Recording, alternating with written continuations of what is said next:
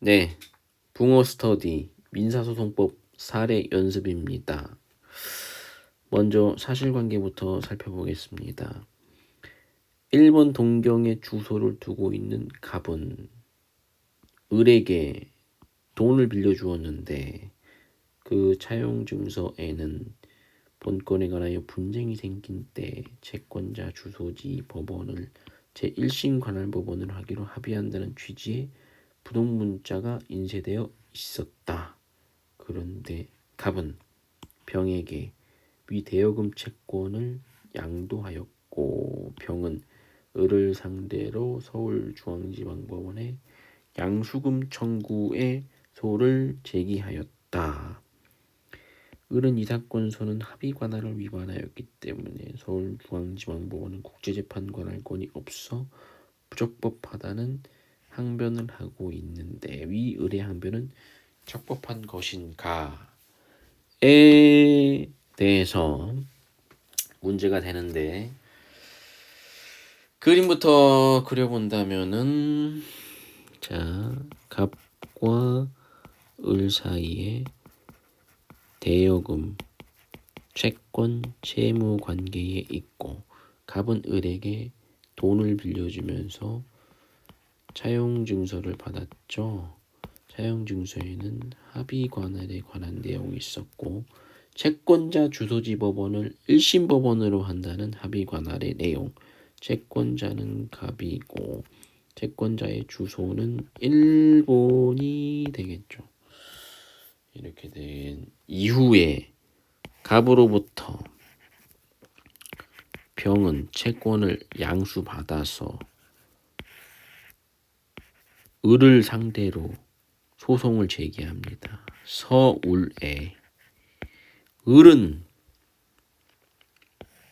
갑을 간의 관할 합의가 있다는 점을 들어서 항변을 하는데 이 관할 합의의 내용에 따르면은 일본에다가 이제 소를 제기할 것을 병은 서울에다가 이제 제기했다는 그런 것입니다. 이거에 대해서 이제 논증을 이제 해본다면 을의 항변은 이제 적법한 것인가에 대해서 논증을 해본다면은 일단 갑, 을 간의 관할 합의가 유효한 것인가에 대해서 살펴봐야 되는데 요건이 4가지 정도가 얘기가 되고 있죠. 이 요건은 29조에서 따온 거고요. 민소법 29조 요건 1심 법원은 임의 관할이 것 관할 법원이 특정되어 있을 것 소송의 대상이 특정되어 있을 것 합의 방식이 서면일 것을 요건으로 합니다. 이 중에서 1번, 2번, 3번 요건은 특별히 문제가 되지 않는데 4번 요건이 이제 문제가 되죠. 합의의 방식이 서면에 의할 것을 요건으로 하는데 이 사안에서는 차용 증서가 쓰였죠. 근데 이 차용 증서가 이제 부동문자가 인쇄되어 있었는데 관할 합의 내용이 부동문자로 인쇄가 되어 있었어요. 보통 이제 부동문자로 인쇄되어 있으면 예문이라고 해가지고 예문 해석의 법리에 따르면 이거를 효력이 없다고 보거든요. 그런데 판례는 이 사안에서 이 부동문자를 어떻게 보았는가 판례를 앞으로 이렇게 열어드릴 거예요. 어떻게 보았는가 자 제1심 관할법원으로 한다는 문구가 부동문자로 인쇄되어 있던 사안은 위 문구는 예문이 아니다 라는 취지로 보아서 관할 합의가 유효하다고 일단은 보았고요. 그 다음 일단 관할 합의가 유효함을 전제로 해서 관할 합의의 태양은 어떻게 되는 것인가. 관할 합의는 전속적 관할 합의가 있고 부가적 관할 합의가 있는데 그 모습이 이제 불분명하잖아요. 사안으로 따르면 불분명하다. 이러한 경우에 이 사건에서 판례는 어떻게 보았는가? 좀 두껍게 좀 칠해볼까? 이 사안에서 어떻게 보았는지. 자, 이 사안에서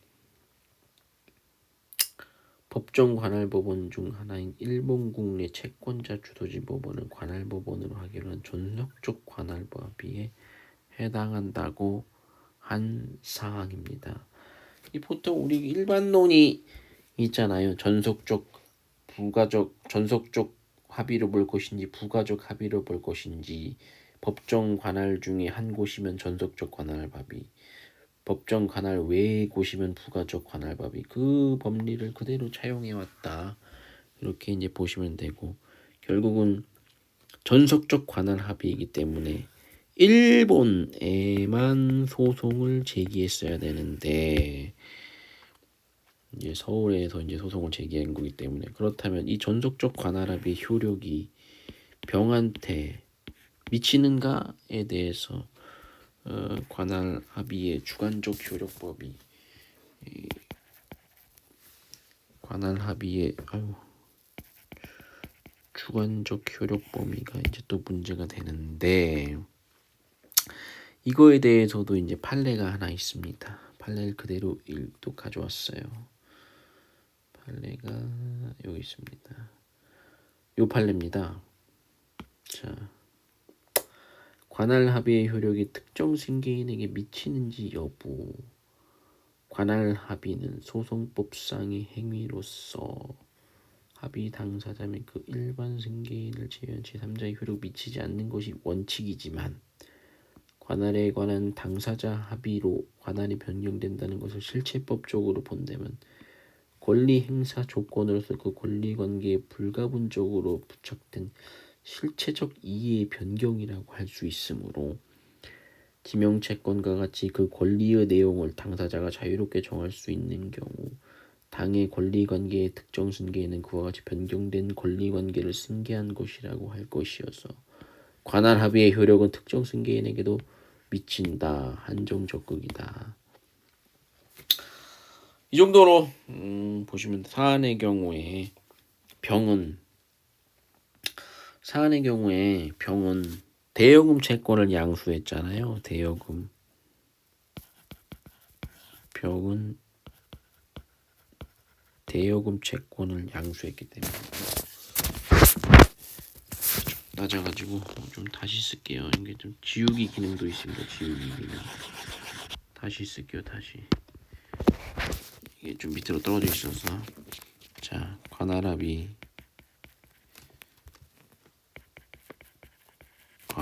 주관적 효력 범위에 대해서 병한테 미치는가에 대해서 판례를 이렇게 바꿔요. 그 다음에 사안행 같은 경우에는 병이 대여금 채권을 양수한 경우잖아요. 채권의 특정 승계인이기 때문에 이 판례의 내용하고 맞아떨어지죠. 지명채권과 같이 권리관계 내용을 당사자가 자유로이 정할 수 있는 경우에는 당의 권리관계의 특정 승계에는 그와 같이 변경된 권리관계를 승계한 것이라고 할 것이어서 관할 합의의 효력은 특정 승계인에게도 미친다. 결국은 병한테도 미치기 때문에 병은 일본에다가 이제 해야 된다는 얘기예요. 그런데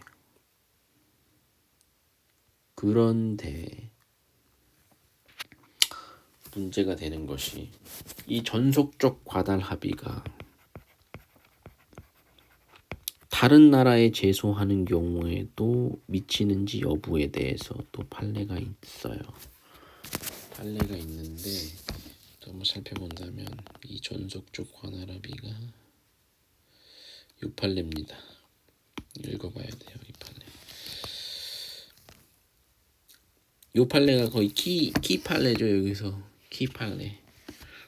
자, 법정 관할 법원 중 하나를 관할 법원으로 하기로 약정한 경우 전속적 관할 합의라는 얘기죠. 재판 관할권 및 그 후 채권 양도 등으로 왜곡적 요소가 있는 법률 관계에 해당하게 된 경우에도 그 위 약정의 효력이 미치는지 여부. 소국이라고 되어 있는데 한번 읽어본다면은 당사자들이 지금 이 사안 같은 경우에는 채권 병이 이 서울에 있는 병이 채권을 이제 양수받음으로써 뭐 섭외적 뭐 왜곡적 요소가 있는 법률 관계에 해당하게 됐잖아요. 그래서 당사자들이 법정 관할 법원 그와 같은 약정은 국가 내에서의 전속적 관할 취지 합의로 해석될 수는 있지만 특별한 사정이 없는 한 다른 국가의 재판권을 완전히 배제하거나 다른 국가에서의 전속적 관할 법원까지 정하는 합의를 한 것이라고 볼 수는 없다. 채권 양도 등의 사유로 왜곡적 요소가 있는 법률 관계에 해당하게 된 때에는 다른 국가의 재판 관할권이 성립할 수 있고 이 경우에는 위 약정의 효력이 미치지 아니하므로 관할법원은 그 국가의 소송법에 따라 정하여진다고 봄이 상당하다. 결국 병이 서울에 있는 병이 채권을 양수받으면서 왜곡적 요소가 이제 생겼기 때문에 서울에도 재판 관할권이 성립될 수 있다. 그 얘기인데 그렇다면은 서울중앙지방법원에 국제재판 관할권이 있어? 국제재판 관할권이 있나? 그 문제에 대해서는 이제 국제사법 제2조 1항이 이제 문제가 되죠. 국제사법 제2조 1항의 해석의 문제입니다. 국제사법 제2조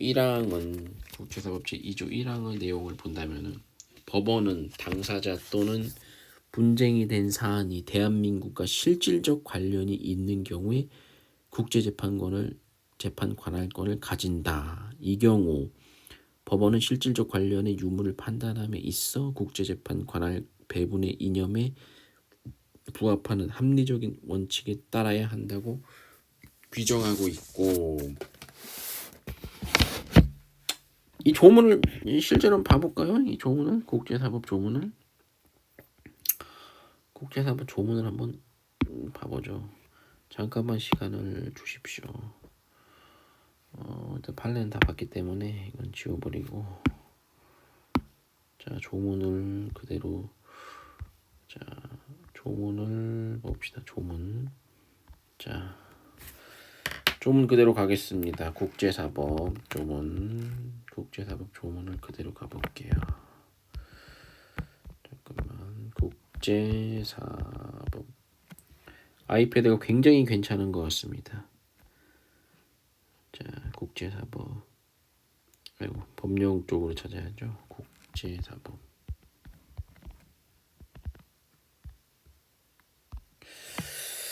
거의 민사소송법을 공부했을 때 국제사법이 쓰이는 곳은 이거 하나밖에 없기 때문에 국제사법 2조 1항과 2항을 한번 같이 봐봅시다. 국제사법 2조 1항과 2항 서울에 과연 국제재판 관할권을 갖고 있느냐에 대해서 자 2조 1항 한번 봐보세요. 자, 법원은 당사자 또는 분쟁이 된 사안이 대한민국 실질적 관련이 있고 있는 경우에 국제재판 관할권을 가진다. 법원은 실질적 관련 유무를 판단함에 있어 국제재판 관할권 배분의 이념에 부합한 합리적인 원칙에 따라야 한다. 법원은 국내법의 관할 규정을 참작하여 국제재판 관할권의 유무를 판단하되 제1항의 규정의 취지에 비치해 국제재판 관할의 특수성을 충분히 고려한다고 하고 있다. 이렇게 국제사법 제2조 1항과 2항의 내용을 비춰보면다면은 우리나라 법의 토지관할 규정을 참작을 해야겠죠. 우리나라 규정에 우리법, 민소법 토지관할 규정을 참작을 한다면은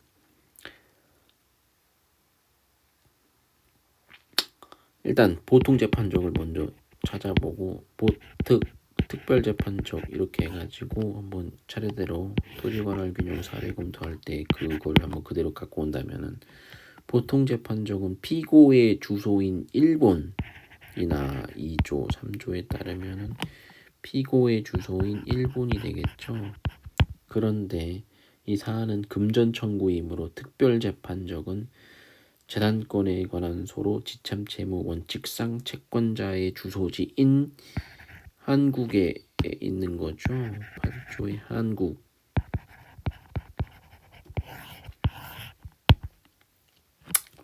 요거는 이제 보통재판조가 특별재판조는 경합을 하는 거기 때문에 경합을 하잖아요. 경합.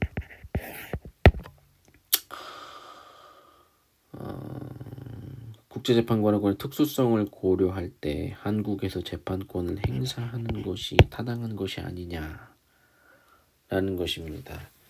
이거 판례 사안도 이렇게 바꿔요. 이 판례 사안 06-68-209 사안을 그대로 문제화시킨 거예요. 06-68-209 사안. 국제재판관 할권의 특수성을 인정해서 서울중앙지방법원의 재판권을 인정한 사안입니다. 이게 나와 있네요. 예, 이렇게 자 대한민국과 실질적 관련이 있는 경우 국내법의 관할 규정을 참작한다. 참작했죠? 자, 이렇게 됩니다. 고생하셨습니다. 즉 결론은 의뢰 재판권 흠결에 관한 항변은 부적법하다는 거죠. 자, 이게 결론이고 고생하셨습니다.